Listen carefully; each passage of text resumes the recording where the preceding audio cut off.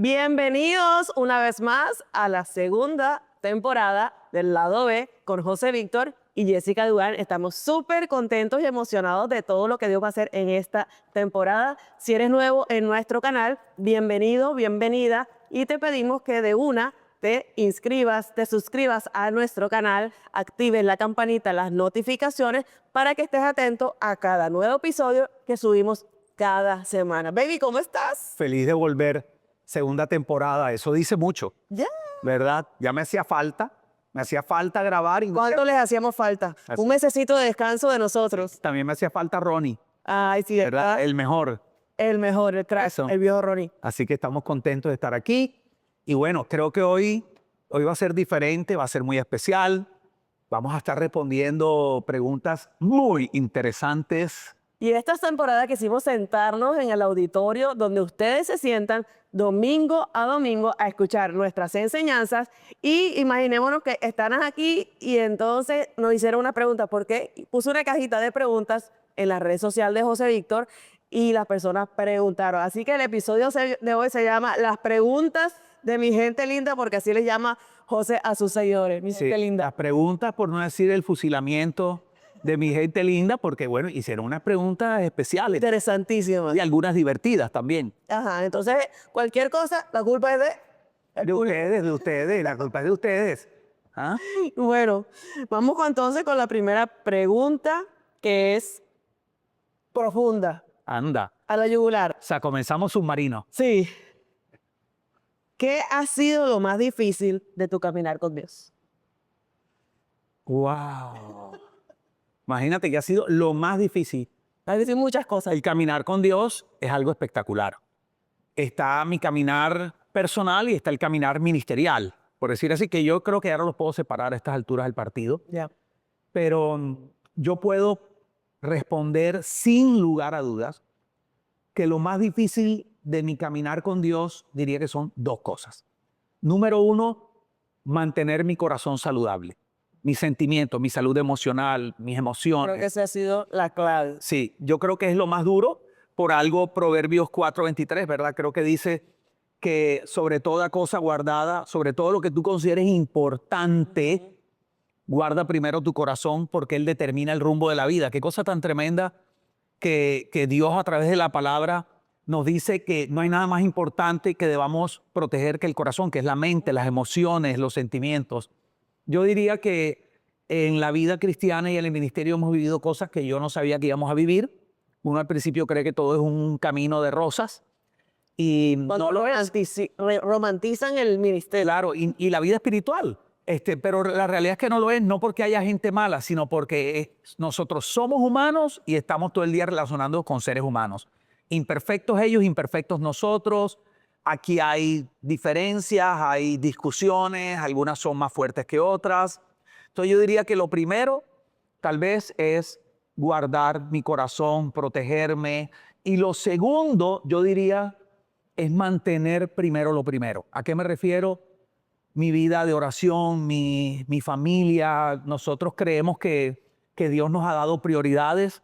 Nuestra prioridad es la relación con Dios, luego viene nuestro matrimonio, nuestros hijos, y así no es fácil mantener las prioridades, sobre todo en el ministerio. Creo que por dos razones. Una, porque vivimos en una ciudad de mucho afán, que es en Miami, y es una ciudad donde hay poco tiempo, hay que ser muy organizado, muy estructurado. Y segundo, porque bueno, el ministerio no es fácil, porque a veces uno confunde estar haciendo cosas para Dios a estar con Dios, Ya. que no es lo mismo.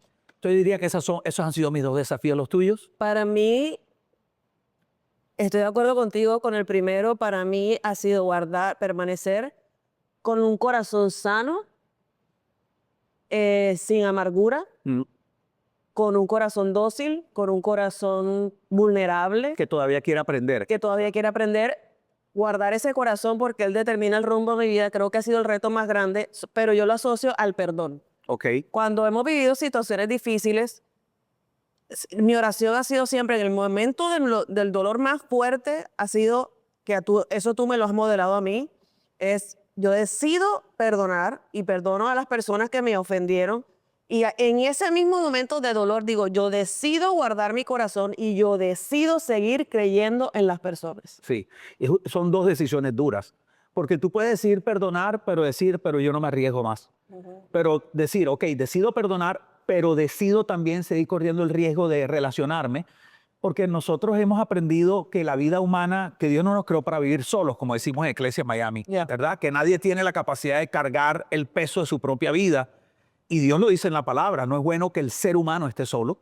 Entonces, a veces hay momentos que se siente más fácil estar solo porque hay menos riesgo. Siento que uno no tiene que estarse protegiendo todo el tiempo, pero al mismo tiempo, como decimos nosotros, decimos, solo lo hago más rápido, pero juntos llegamos más lejos. O sea, decidir no relacionarnos es decidir no cumplir tus propósitos. No, yo le digo a la gente cuando le cuento esto que acabo de decir es, yo sería incapaz de dirigir una comunidad espiritual si mi corazón no estuviera sano. Total. O sea, yo sería incapaz de decir, ¿será Ronnie el próximo que no la va a hacer? O sea, no, yo no puedo. Mirar esa cara, Dios Yo mío. decido seguir creyendo. Yo creo en Ronnie hasta que él me muestre lo contrario. O sea, yo creo y le doy el 100% mío a la persona. Lo formo, lo amo, lo envío, mejor dicho, todo lo que Dios me ha dado lo invierto en esa persona y la persona se voltea, pues se volteó y ya, pero yo le di lo que me tocó dar. Así es es. como cuando perdíamos los bebés. ¿Te acuerdas que te daba miedo hablar con el bebé porque qué tal que lo perdiéramos? Y yo te decía, si son 2 meses, pues lo disfruto 2 meses. Si es 1 mes, lo disfruto 1 mes. O sea, es una decisión que uno tiene que tomar Así es. de ser real en nuestras relaciones humanas y en nuestras relaciones a nivel de la comunidad espiritual, de entregarnos sin reservas. Y una curvita que tiene que ver con esa pregunta. Creo que nos ha servido entender que no todas las personas que vienen a nuestra vida vienen para estar por siempre. Y eso al principio es difícil de entender. Hay gente que viene por temporadas, eso no los hace malos a ellos ni malos a nosotros. Simplemente como por ejemplo Pablo con Bernabé, ¿verdad? Que terminaron peleando, creo que fue por Tito, Timoteo. Y a veces es importante entender que hay personas que vienen a tu vida por una temporada, pero yo creo que ahí estamos de acuerdo. Lo más difícil es mantener saludable nuestro corazón.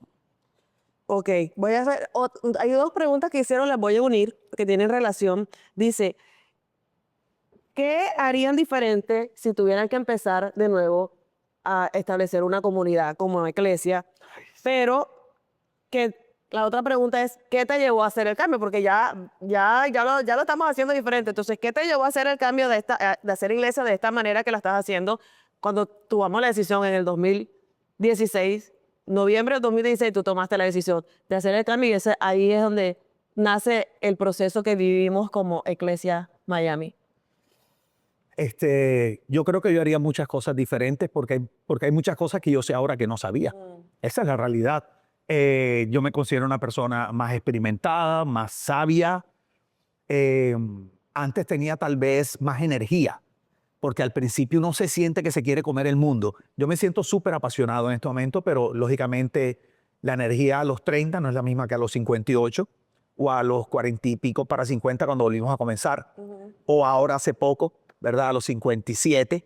Entonces, no es fácil. Entonces, yo sí haría muchas cosas diferentes, tal vez. Estamos en la temporada 3. Sí, tal vez una de las cosas que haría diferente sería, número 1, antes de preocuparme tanto por edificios y eso, me preocuparía por tener un equipo de amigos formados.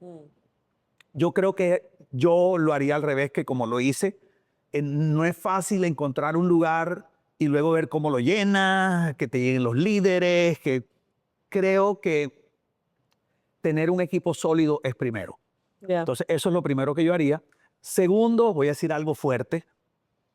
Es rico construir con amigos, pero no todo amigo ha sido llamado a construir con uno.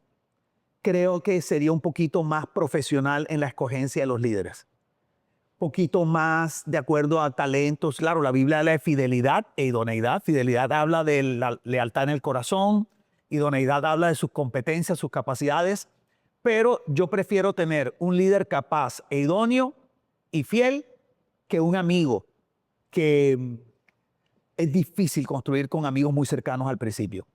Yo creo que uno necesita amigos que estén al lado, pero no todo el mundo puede ser tu amigo. Entonces, creo que escogería mejor el liderazgo. Sería más profesional en la escogencia de esos líderes. Y lo último, que creo que ya lo hacemos, no me preocuparía tanto lo que la gente piensa de nosotros. Porque esta libertad que hemos encontrado en este tiempo es algo extraordinario. Y hoy estaba viendo Instagram y estaba viendo un muchacho enseñando en unos reels en Instagram, y ese muchacho cuando llegó a la iglesia nuestra era ateo. Ya no está con nosotros porque él habla más inglés y estas cosas, pero me impresiona que él era ateo, ateo, ateo, y está dando clases bíblicas. Wow. Y yo lo veía y yo decía, recuerdo cuando él me llamó y me dijo, hola, Pastor José, ¿todavía están haciendo la reunión de los jóvenes? Sí, me dice, ¿te acuerdas de mí? Yo, claro, fulano. Me dijo, ¿te acuerdas el que era ateo? Y yo le dije, ¿cómo era? Me dijo, no, ya no soy ateo. Ay, qué Conocí a Jesús, me dijo, que te estaba llamando para darte las gracias por establecer una comunidad donde alguien como yo se sentía bienvenido a pesar de no creer como ustedes. Y gracias a eso hoy me considero un creyente. Entonces no me importaría tanto, digo tanto para no sonar grosero, no me importaría nada lo que la gente piense. Ay, ay, ay, ay, ay. Exacto. Yo creo que estoy de acuerdo con tu respuesta. ¿Qué haría diferente de, no de este momento, sino de antes, que lo cuento mucho en el libro, es ser real desde el principio, que es ahora soy. Por mucho tiempo me acostumbraron a que tenía que actuar y desempeñar un papel de pastora, vestirme con el disfraz de pastora, digo yo, y, y aparentar algo que yo realmente no era. Entonces, hoy en día soy quien soy, me amo como soy, me acepto. El trabajo es primeramente amarme yo, aceptarme como soy para entender que si yo me acepto, la gente me va a aceptar como soy porque me estoy mostrando tal cual es. Y la gente me va a amar como soy, no esperando que yo sea otra persona diferente. Por ejemplo, él y yo somos totalmente diferentes. Cuando la gente lo conoce él de primero, después conmigo como me quedan como, ay, porque ellas quieren las personas quieren que yo sea como él, pero no somos iguales. Entonces, hemos aprendido. Es normal que no somos Sí, iguales. nos complementamos y es importante que respetemos nuestra individualidad y a la vez nos amemos y que la gente nos acepte como somos, imperfectos, humanos. Y otra cosa, yo creo que es importante, que yo haría diferente, es escuchar las alertas y ser Proactivos, más diligente intencionales. cuando se prende una alarma, decir, JB, se prendió una alarma. Vamos a meter mano de una, hay que actuar enseguida. Exacto. Yo te voy a decir una que yo cambiaría, me acabo de dar cuenta. Lógicamente ya yo lo hago como creo que debe ser. Yo pienso que yo no me atrevería jamás a volver a comenzar algo, nada de mi vida, pero especialmente un ministerio, una iglesia, si tú no estás 100%. O sea, porque cuando nosotros comenzamos a servir a Dios, era como que el hombre tenía un rol diferente, superior al de la mujer, todo esto. Y nosotros entendemos el rol del hombre, creo que en la iglesia lo tenemos muy claro, pero en la iglesia las mujeres eran como un medio adorno. Sí. ¿Verdad? Y desde que hace años atrás, 2011, yo tomé la decisión de cambiar eso cuando, pues, 2005, perdón. 2005 tomé la decisión de cambiar eso y me di cuenta que no podía ser así. Cuando, pues, cambiamos el que era nuestro pastor y Dios nos llevó a una persona diferente. Yo pienso que algo que haría diferente, como lo estamos haciendo ahora, es que darte a ti la libertad para tú ser quien eres, no solamente como persona, sino como líder. Poder derramar aquí en todo lo que nosotros estamos haciendo, todas las capacidades que Dios te ha dado sin ninguna limitación. Creo que eso ha empoderado nuestro ministerio de una manera extraordinaria. Y espero que personas y líderes ojalá estén escuchando esto, porque esto se puede aplicar a empresas, no solo a iglesias, ministerios. Nosotros tenemos que entender que juntos somos un equipo extraordinario. Nosotros somos un power couple. Yo soy mejor. Nosotros somos, aquí sí hay sinergia. ¿Qué sinergia? Que la suma o el resultado de trabajar juntos es superior a que si lo hiciéramos por separado. Y yo creo que nosotros somos un power couple. Yes.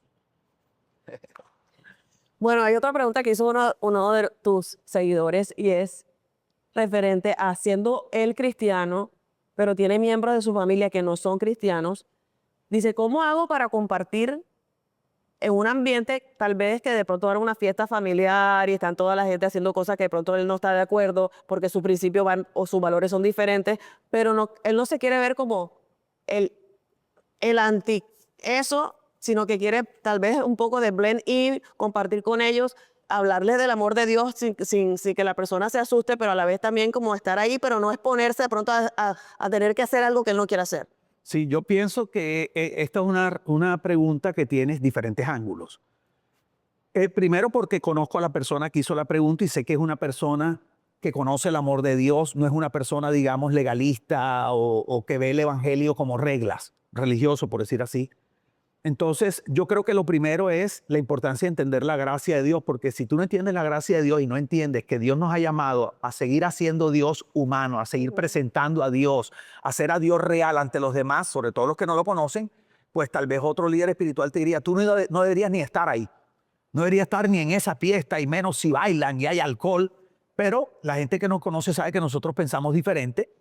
Nosotros somos personas de principio, somos personas con una moral clara, creo yo, pero nosotros hemos entendido que Dios nos llamó a estar con la gente y nosotros claramente en Iglesia Miami creemos, nosotros no predicamos que tomar alcohol es pecado de frente, nosotros creemos que lo incorrecto es emborracharse, nosotros creemos en tener autoridad sobre las cosas. Entonces, lo primero que yo diría es, si estamos hablando de una persona como la persona esta, mi amigo que yo conozco, que es una persona que conoce el amor de Dios y es una persona que yo creo que tiene unos principios y tiene autoridad sobre sus comportamientos, yo no le vería problema estar ahí, número uno. Pero lo segundo tiene que ver con los límites. Yo creo que es importante, a pesar de que nosotros hemos aprendido a estar en diferentes ambientes, nosotros hemos aprendido a poner límites. Por ejemplo, hemos estado en ambientes donde no tenemos problema de tomar una copita de vino, bailar un ratico, pero hay momentos que la cosa se pone ya, pasas, cambia. Entonces nosotros nos quedamos un ratico y con mucha elegancia y amor decimos, bueno, qué rico, la pasamos chévere, y simplemente sentimos que ya no nos edifica estar ahí. Exacto. ¿Verdad? A menos que nos sintamos que de alguna manera Dios contundentemente nos pide que nos quedemos para hablar con alguien o algo así. Pero nosotros hemos aprendido a poner ese límite y también a poner límites con respecto a la gente con nosotros. Porque hay personas que como nos ven que nosotros somos tan reales y tan normales, piensan que nosotros vamos a participar de cualquier cosa. Y nosotros hemos aprendido elegantemente a decir que no. Tú sabes, a decir que no. Entonces creo que esta es una combinación de entender el amor incondicional de Dios, su gracia, entender nuestra función en la vida de otros y al mismo tiempo entender que tenemos que poner límites para protegernos y guardarnos y sin temor, pero con mucha decencia y ética, saber cuándo decir no, hasta aquí. Tú sabes, hasta aquí no tenemos que ir, o hasta aquí yo no voy a compartir eso contigo porque yo no hago eso me hace daño. Estamos hablando de tomar decisiones sabias, ¿no? La pregunta es, ¿qué estarías dispuesto a hacer para alcanzar a esas personas de tu familia, o qué estarías dispuesto a dejar de hacer por lo mismo? Por ejemplo, en el caso mío, a mí no me gusta el alcohol, no porque sea creyente, simplemente porque vengo de un hogar de padres alcohólicos y por lo tanto el alcohol para mí es como, le tengo respetico. Entonces, cuando me he tocado ir a un lugar donde la mayoría de la gente está tomando y no son creyentes, yo pido una sangría rosada, porque se saben que me gusta rosado, rosé con burbujita y frutica, y me dura toda la noche. No, toda la noche no. No O sea, se toma ni la tercera parte. No, ni me la tomo, pero no paso por...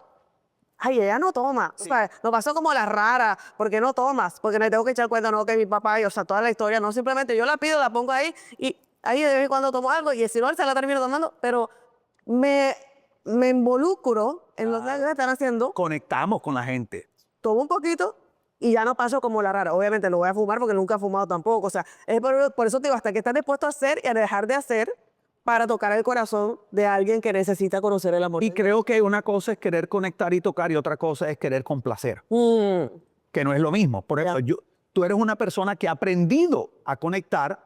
Yo antes siempre fui un people pleaser.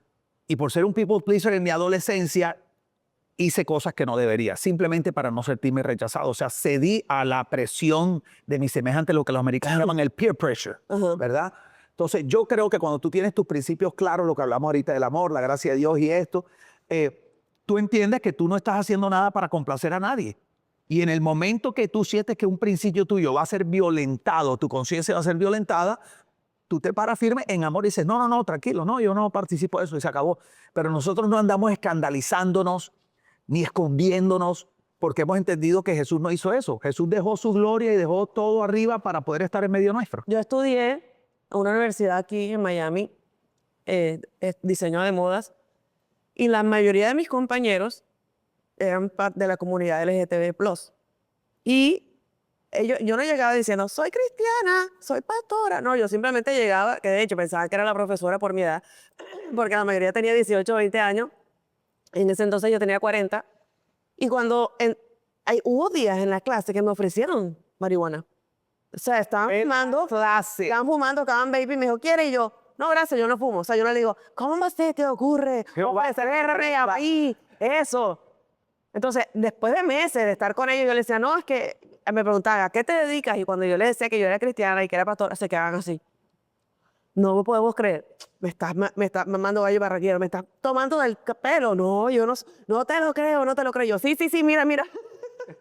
Porque realmente me mostré tan normal con ellos que pude a algunas personas presentarles el evangelio, pude a algunas personas traerlos a la iglesia, pude a algunas personas dejar una huella de amor, del amor de Dios en ellos, que hasta el día de hoy todavía tenemos contacto, todavía me escriben, porque, o sea, los fui luz, pero no los encandilé. Además, algunos de ellos nos decían, a la iglesia ustedes iríamos. No porque nosotros andamos así, pecando, no era eso, porque simplemente éramos seres humanos reales y ellos nos vieron poner límites y vieron a Jessy poner límites, pero al mismo tiempo no la vieron juzgarlos ni condenarlos. Y quiero recordar que Jesús dijo, yo no he venido a condenar, sino a salvar. Así es. Entonces, Dios no puso a Jessy en esa universidad para condenar, Dios puso a Jessy en esa universidad primero para aprender y segundo para hacer luz a través del amor y la verdad de Dios, y así lo hiciste, algo de lo cual estoy muy orgulloso de ti. Quiero que sepas. Props for me. Ok. Bueno, esta pregunta, otra pregunta profunda que hicieron. ¿Cómo ustedes mantienen su fe en medio de los momentos difíciles? Bueno, puedo decir que la ha mantenido, pero voy a ser muy honesto. No significa que la ha mantenido al mismo nivel siempre. Exacto. Hablamos de ser reales. Excelente respuesta. Supongamos que si la fe se pudiera medir del 1 al 10, en los momentos de crisis mi fe no está en 10. Mi fe ha bajado al 2, al 3, ha estado muy baja, muy baja. Han entrado porque hay crisis de crisis. Literal. Valles y desiertos. Claro, y hay montañas más altas, hay montañas más bajas y hay valles más profundos que otros. En los valles normales yo creo que tú y yo, ¿para qué? O sea, tú y yo hemos aprendido a Tenemos espina dorsal. transitar los valles de la vida. Entonces hay valles que ya a nosotros no nos mueven. Pero olvídate, somos humanos y han habido valles que nos han sacudido la fe de una manera increíble. Yo te diría que lo primero que quiero aclarar es mi fe no siempre ha estado igual. Yo he podido mantener siempre la fe, pero no siempre al mismo nivel, número 1. Y número 2, ¿cómo lo he hecho? Yo pienso que hay 3 cosas que me han servido. Número 1, conocer a Dios. Conocer su carácter. Yo tengo una prédica hace muchos años que se llamaba Dios es bueno, fiel y poderoso. Y yo explico las 3 cosas. Dice que todas las cosas buenas vienen de Él. Él es bondadoso. Dice que Él es fiel para cumplir todo lo que ha prometido y poderoso para cumplir lo que ha prometido. Entonces, mi fe está anclada en quién es Dios, no en lo que Él me da ni en las circunstancias. Eso es lo primero. Número 2, tú. Yo creo que cuando yo he estado en mi fe flaqueando, tú eres mi fortaleza. Y viceversa. Y viceversa. Y número 3, mis amigos. La comunidad. Mi comunidad. O sea, esto es algo que no se puede hacer solo. Tengo amigos que cuando me han visto me han dicho, JV, te veo raro, ¿cómo has estado? Y poderme desahogar, por ejemplo, con hombres. Ha sido importante porque los hombres no queremos mostrar vulnerabilidad. Entonces yo diría que esas 3, tal vez conocer el carácter de Dios y afirmarme ahí. Tú, que eres la persona que tal vez más fortaleza me ha dado en los momentos difíciles. Y 3, mis amigos. También diría, dentro de ti, puedo meter también mi familia, mis hijos. Tenemos 3 hijos maravillosos, sabios, que saben darnos excelentes consejos desde pequeñitos en los momentos difíciles y ellos mismos nos recuerdan las cosas que tú y yo enseñamos. O sea, son unos monstruos. Porque Estefanía, por ejemplo, ella dice, pero papi, acuérdate el día que enseñaste tal cosa. Y yo creo que eso es lo que te está pasando. Así mismo es.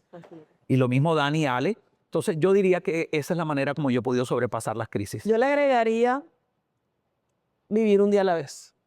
Uy, qué bueno. Una hora a la vez. Yes. Un minuto a la vez. Yes. Un segundo a la vez. Porque cuando estás en el momento de la temporada difícil, de la crisis, del diagnóstico, de alguna separación, tú crees que el mundo se acabó. ¿Y crees que esa temporada no va a pasar? Ajá. Y tú nos has enseñado que todas las estaciones de Dios pasan, o sea, las temporadas pasan. Entonces, entender que lo que estás viviendo va a pasar. Así es. No sabemos cuánto va a tomar, si 5 días o 5 años, pero entender que va a pasar y qué actitud vas a tener durante la espera para que cuando llegues al otro lado, conociendo con la Biblia dice, la tierra prometida, la promesa de Dios, tu corazón esté sano. Porque entonces tú decías, llegas al otro lado y estás amargado, mejor dicho, enfermo de tanta quejadera, porque ¿por qué me pasó esto? No, es que cuando llega la bendición no la disfrutas. No la disfrutas. Entonces yo creo que para mí ha sido un día a la vez la clave. Segunda clave, abrazar la soberanía de Dios. Que tú diste una enseñanza en estos días. Se las iba a recomendar ahorita. Sí. Todo va a cobrar sentido. Búscala así en YouTube, en el canal de Iglesia Miami. Pones José Fue Víctor un Durán. episodio de la... Sí, y si todo no, va a cobrar sentido. No. Esa enseñanza hay que verla varias veces. Entonces, para mí abrazar la soberanía de Dios es entender el carácter de Dios, entender que Dios me ama, que es mi Padre, que Él desea lo mejor para mí, pero hay veces que pasamos situaciones difíciles. Entonces, aceptar, hey, me tocó, bajo la cabeza, trago la pepa aguacate y sigo para adelante, respiro profundo y digo, vamos, que todavía Dios no ha terminado conmigo. Para mí han sido esas dos claves. Sí, y en eso que hablabas, ¿verdad? Eso es de trago la pepa. Porque a veces de aguacate. No es fácil. Creo que es importante estar con personas que te ayuden en esos momentos. Voy a agregar una tercera. Ajá. Ser auténtica. A mí me ha ayudado a decir, si Ronnie llega y me dice, Paz, te veo como triste hoy. Sí, Ronnie, es que tuve una mala noche. Es que mi mamá me llamó diciéndome que tal cosa y estoy preocupada. Eso me hace vulnerable y entonces dice, Paz, voy a estar orando por ti. Claro. Entonces ya la próxima semana cuando él me vea dice, ¿cómo sigue tu mamá? Porque yo creo que necesitamos quitarnos las máscaras y decir, hey, estoy mal. Creo que hemos confundido ser reales con victimizarnos. Sí. Entonces, no es victimizarse, es ser real, porque todos vivimos, ya me acordé de lo que iba a decir ahorita, que en esa enseñanza de todo va a cobrar sentido, hablábamos de que no podemos separar la soberanía de Dios de su propósito. Y que la Biblia dice que el ser humano no entiende el plan de Dios de principio a fin. Entonces, claro, en el medio del rollo uno no sabe lo que está pasando. Uno cree que todo es dolor. Pero con el tiempo uno va a ir entendiendo y al final Dios siempre tenía un propósito. Dios siempre, aún de los momentos más difíciles en la vida, la Biblia dice que Dios saca precioso de lo vil, que saca óleo de gozo donde solo había cenizas. Dios es un experto transformando los dolores más grandes en los momentos de alegría más profundos. Entonces, a veces simplemente es confiar y esperar y caminar. Seguir caminando, confiar, esperar, seguir caminando. A veces uno quisiera darte otro, como cuando uno está en el tráfico, que uno dice, si tuviera un helicóptero, no lo tienes. Te toca esperar el tráfico, tú verás si te amargas o pones la música que te gusta o algo, ¿verdad? No, te Sí, se te acuerdas, güey, te traicionó, te botaste la cédula. ¿Ah? Hay unos que no, Pero no saben. no hay un helicóptero para los momentos duros de la vida. Entonces, los momentos duros de la vida no se solucionan por fuera, se batallan por dentro, teniendo buena actitud. Bueno, ahora voy a hacer unas preguntas más suaves. Ya las pepas de aguacate quedaron ahí grabadas. Esta pregunta, que me parece divertida y a la vez interesante, es, ¿tienen alguna tradición antes de predicar? Como los futbolistas que antes se agachan, besan la grama, algo así. Ajá, ¿qué es algo que siempre haces antes de predicar o antes de preparar una enseñanza? Le podemos agregar. Sí, bueno. Antes siempre oro un ratico, pero antes de predicar, me gusta estar solo, aunque sea unos minutitos. En mi celular o algo pongo alguna adoración que me guste. Cierro mis ojos y trato como estar solo. Es un momento que trato de estar solo y entonces hago lo siguiente. Me recuerdo que yo no predico para que la gente se impresione conmigo todas las veces que voy a enseñar. Sea conferencia, sea el domingo, taller. ¿Por qué? Porque en mi debilidad, por ahí dicen que los líderes espirituales caen por fama, lana y dama o dama. ¿Verdad? Yo nunca he tenido problema con el dinero, ni he tenido problema con las damas. Problema mío es la fama. ¿En qué sentido? El ego. El ego. A mí me gusta llamar la atención, me gusta ser el centro de atención por personalidad. Yo soy diseñado así. Entonces, siempre tendré esa batalla hasta el último día de mi vida. Entonces, digamos que mi tradición es que yo siempre me tengo que recordar que yo no lo estoy haciendo para mí, porque si no me frustro. Si las cosas no van como yo creo que deberían ir. Entonces, eso me lleva a confiar en enseñar lo que el Espíritu Santo me mostró que yo tenía que hacer. Tal vez eso. Y después de eso ya salgo y busco personas como amigos. Y me gusta tal vez reír un ratico, como ya aligerar la carga un poco. Yo diría que es eso, básicamente. Y no puedo comer mucho antes de la prédica. No puedo. Si como mucho me da como dolor de estómago, porque hasta el día de hoy, después de 30 años de hacer esto, todavía me pongo nervioso. Wow. ¿Y tú? Yo en la mañana, además de ponerme bella, siempre me gusta arreglarme mientras pongo música de oración.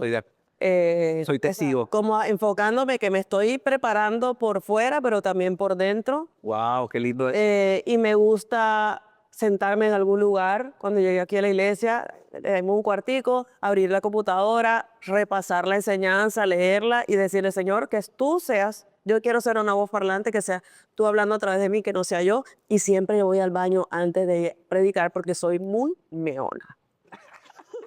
Yo no, yo voy después. Porque soy otra cosa. Y puedo comer. Muy bien. Otra pregunta. ¿Con qué personaje bíblico te gustaría ir a cenar? Wow. Excluyendo a Jesús. Sí, vamos a excluir a Jesús porque claro. Jesús es el personaje. Sí, ¿con qué personaje bíblico me gustaría ir a cenar? Wow. Yo diría que hay dos. José, el del Antiguo Testamento, que es el de la prédica Todo va a cobrar sentido. Ajá. Me encantaría ir a cenar con José y con Pablo, con el apóstol Pablo, que fue el que le llaman el apóstol de la gracia. Pero yo pienso con ellos. Y algunos de los discípulos. Como decir Pedro, por ejemplo. ¿Por qué? Porque Pedro caminó con Jesús. Entonces me gustaría ver desde la perspectiva de Pedro. Entonces ese sería como los cuatro ir a cenar. José, Pedro, el apóstol Pablo y José Víctor. Ay, qué lindo. Eso me gustaría. Obviamente yo quiero ir a cenar con las mujeres, entonces. Cuando pienso en mujeres de la Biblia me vienen tres a la mente. Bueno, muchas, pero en este momento yo diría que me encantaría cenar con María, la madre de Jesús, y preguntarle qué se sintió ser la madre del Salvador. Sí. O sea, esa experiencia, yo que soy una mamá gallina, que amo a mis hijos naturales y espirituales, o sea, hablar con ella de esa experiencia porque ella estaba joven cuando dio a luz al Mesías. También me gustaría hablar con una Esther que tuvo que pagar un precio muy alto para proteger al pueblo judío del cual venía el Mesías. Y esa frase del libro de Esther que dice, para un tiempo como este, for such a time as this, y siempre me ha marcado el corazón de que nosotros hemos sido escogidos para un tiempo como este. Y también me gustaría hablar con una Ana, porque Ana por muchos años esperó a un Samuel. Entonces me identificaría cómo se sintió esa espera, porque tuve que esperar 11 años, tuvimos que Y además de las promesas que hemos tenido 11 años de los hijos. Pues. para ser mamá. Y por último, en esa mesa sentaría una Débora, una jueza mujer que porque Dios hace excepciones, todos eran hombres y hubo una sola. Y yo me siento identificada como esa mujer que Dios levanta en este tiempo para ser líder de otras mujeres. Muy bueno. Ahora algo chistoso. Ajá. ¿Algún momento te recuerdas de algo vergonzoso que haya pasado en la iglesia? Yo tengo uno. Empiezo yo. Sí, empieza tú y después yo digo el mío. Cuando estábamos en el 201, Ajá. mentira, cuando estábamos en la iglesia central empezando en el 202, me subí a la tarima, normal, como a dar un anuncio o iba a predicar, y me he caído, pero en plena reunión. O sea, literal, tum, tum, tum, ¡prá! Así a la tarima, y yo quedé así, o sea, vergonzoso. Yo tengo uno, mi primera boda, que me tocó casar bilingüe. Oh, my goodness, cuenta ese, que Entonces, recuerdo que era mi primera boda y yo estaba súper nervioso. Y entonces me tocaba hacer como bilingüe, porque una familia era como, la de ella era como un poquito más americana, la del español, pero bueno, todos eran también de Barranquilla, pero había unos americanos invitados. Y entonces yo tenía como que pensaba en inglés, traducía al español y así. Porque la guía que tenía de matrimonio estaba en inglés. No existían, yo no tenía el libro donde sale toda la boda, porque sabes que los pastores usamos unos libros que tienen como el programa de la boda y lo que se dice. Entonces la que encontré solo estaba en inglés. Entonces recuerdo que estaba ahí casando y tal, y de pronto el novio, habíamos sido muy amigos. Y un secreto, como no tenía cuello clerical y ellos querían que se pusiera el cuello, ha cogido un vaso de icopor, le cortó el Styrofoam, sí, se lo pegó en la camisa. Cogí una camisa negra, corté el Marretillero recursivo. sí, que como del boliche, ¿viste, Ronnie? Y entonces como el man y yo habíamos sido súper amigos, me acuerdo, full amigos, yo a la hora de dar como el sermón, aprovecho para hacerlo más personal, tú sabes, y empecé a contar porque es chévere, pero empecé a hablar como de las travesuras que habíamos hecho, ¿verdad? Y me empecé como a pasar de calidad. O sea, empecé a contar cosas que yo no debería haber contado ahí. Y entonces yo me empecé a dar cuenta que la gente estaba como incómoda y la familia del novio como mirando, como diciendo, ¿tú viniste a casar a nuestro hijo o a avergonzarlo públicamente? Y entonces en ese momento, pues la novia también habíamos sido amigos. Y entonces yo dije, ok, déjame y hablo un poquito de ella para emparejar la cosa, no sea que se sienta mal la familia del novio. Entonces me volteo y yo quería decir, mi intención era decir, bueno, fulana de tal tampoco que haya sido una santa, ¿verdad? Y cuando me volteo digo, bueno, fulana de tal tampoco era una virgen. Y cuando digo eso, en la boda, hubo un silencio y yo además escuché como las abuelitas, como, tú sabes, y yo me quedé así, y yo por dentro dije, no, ni pude corregir, me acuerdo, no pude corregir, acabé la boda rápido. Me acuerdo. Cuando dijiste, bueno, para emparejarla empezaste a decir, bueno, pues el man tampoco era un santo, o sea, Sí, sí, claro. como que, no sabía sacar, metió la pata y después no sabía cómo sacarla. No la saqué nunca, yo creo. Esperemos que esa pareja todavía esté casada. Sí, esperemos. Y bueno, ha sido muy divertido responder sus preguntas, las preguntas de mi gente linda, como dice José.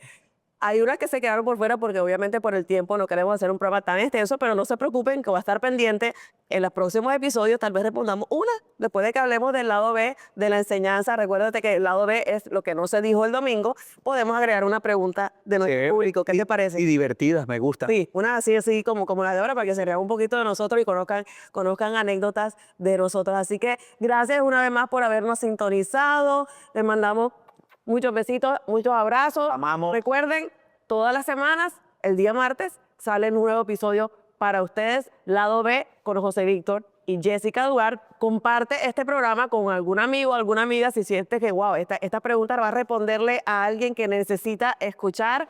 Escríbenos, déjanos un comentario, contáctanos si necesitas hablar con nosotros. Estamos a la orden y bendecimos sus vidas y declaramos una semana excelente. Bye, bye.